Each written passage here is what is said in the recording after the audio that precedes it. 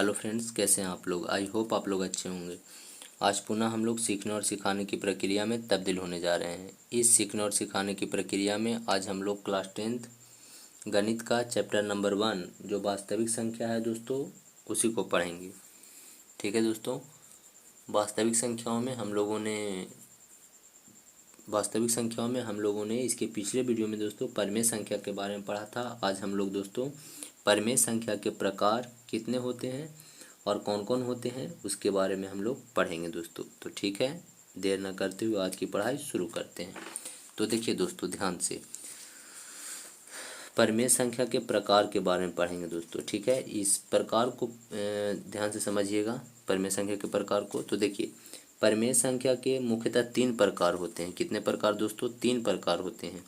एक धनात्मक परमेय संख्या, एक ऋणात्मक परमेय संख्या, एक शून्य परमेय संख्या। ध्यान समझिएगा, परमेय संख्या के प्रकार 3 होते हैं, धनात्मक, ऋणात्मक और शून्य परमेय संख्या। और परमेय संख्या को 2 भागों में बांटा गया है। देखिए दोस्तों, भाग और प्रकार अलग अलग चीज़ें हैं। ठीक है, तो आप लोग को देखिए ध्यान से, इधर देखेंगे तो आपको समझ में आएगा। संख्या को 2 भागों में बांटा गया है, वास्तविक संख्या और अवास्तविक संख्या। ठीक है, और वास्तविक संख्या को 2 भागों में बांटा गया है, परमेय संख्या और अपरमेय संख्या। और परमेय संख्या को 2 भागों में बांटा गया है, पूर्णांक और भिन्न। ठीक है ना दोस्तों, परमेय संख्या के 2 प्रकार नहीं है, पूर्णांक और भिन्न 2 प्रकार नहीं है दोस्तों, बल्कि परमेय संख्या को 2 भागों में बांटे हैं। एक को पूर्णांक कह रहे हैं और दूसरे को क्या कह रहे हैं दोस्तों? भिन्न कह रहे हैं। ठीक है, तो इस तरह समझ गए होंगे। लेकिन यहाँ पर संख्या के परमेय संख्या के भेद नहीं है दोस्तों। परमेय संख्या कितने भागों में बांटा गया है जो नहीं है, परमेय संख्या क्या है? प्रकार है। ठीक है दोस्तों, तो ध्यान समझिएगा। परमेय संख्या के मुख्यतः 3 प्रकार होते हैं। कितने प्रकार दोस्तों? 3 प्रकार।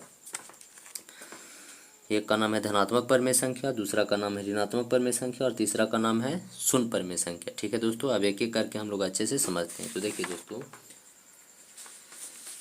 पहला हम लोग समझते हैं दोस्तों कि धनात्मक पूर्णांक क्या है दोस्तों। तो ध्यान से देखिएगा, धनात्मक पूर्णांक किसको कहते हैं। तो देखिए दोस्तों, धनात्मक पूर्णांक किसे कहते हैं। तो लिखा गया है दोस्तों, वैसी संख्या जिसका अंश और हर दोनों धनात्मक हो या दोनों ऋणात्मक हो तो उसे धनात्मक परमेय संख्या कहते हैं। ठीक है दोस्तों, आप ध्यान से समझिएगा। अगर कोई संख्या दोस्तों P/Q के रूप में है, किसके रूप में दोस्तों? P/Q के रूप में, तो इस P को हम लोग अंश बोलते हैं दोस्तों। ऊपर वाले को क्या बोलते हैं? अंश दोस्तों।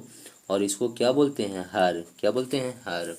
तो देखिए दोस्तों, धनात्मक परमेय संख्या क्या होगा? तो हम बोलें कि वैसी संख्या जिसका अंश और हर दोनों धनात्मक हो, मतलब दोनों प्लस में हो और चाहे दोनों माइनस में हो, तो उसे क्या बोलेंगे? धनात्मक परमेय संख्या।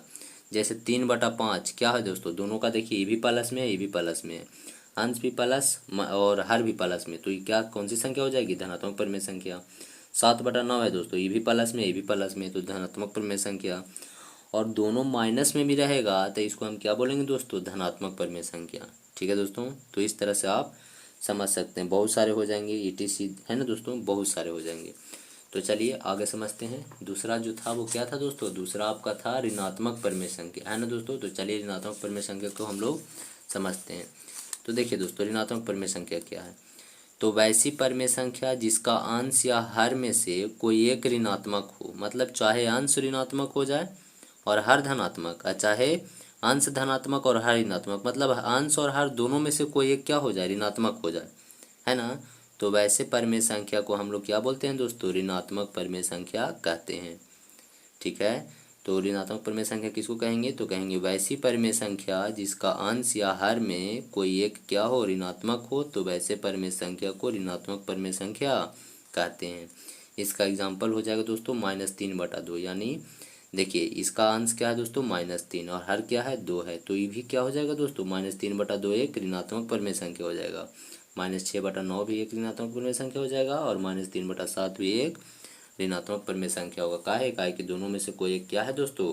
ऋणात्मक है ना दोस्तों। अब इसके नीचे भी आप कर सकते हैं, जैसे 1/-4, मतलब एक ही होगा दोस्तों।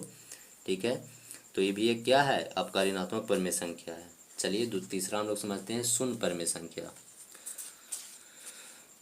ध्यान समझेंगे दोस्तों, शून्य परमेय संख्या क्या है? तो वैसी परमेय संख्या जिसका अंश शून्य होता है, जिसका अंश शून्य होगा ना दोस्तों, उसे हम लोग शून्य परमेय संख्या कहेंगे। जैसे 0, 0/5, शून्य बटा और कुछ भी हो सकता है। तो जीरो बटा कुछ होगा दोस्तों, उसका आंसर कुछ ही होगा, काट करके जीरो ही आएगा। यानी मुख्य रूप से कहा जाए तो शून्य को ही हम लोग शून्य परमेय संख्या कहते हैं। शून्य को ही क्या कहते हैं दोस्तों? शून्य परमेय संख्या। आया समझ में? तो उम्मीद करते हैं दोस्तों आप लोग को अच्छे समझ में आ गया होगा। इस तरह से हम लोग परमेय संख्या के प्रकार और परमेय संख्या के प्रकार में जो भी आए थे उस सब के बारे में हम लोग समझ गए दोस्तों। अगर आप पहला चैप्टर को पूरा अच्छे से समझना चाहते हैं तो आप इसके प्लेलिस्ट में जा कर के देख सकते हैं। तो ठीक है दोस्तों, आज के लिए इतना ही, फिर मिलेंगे नए वीडियो के साथ। तब तक के लिए धन्यवाद दोस्तों।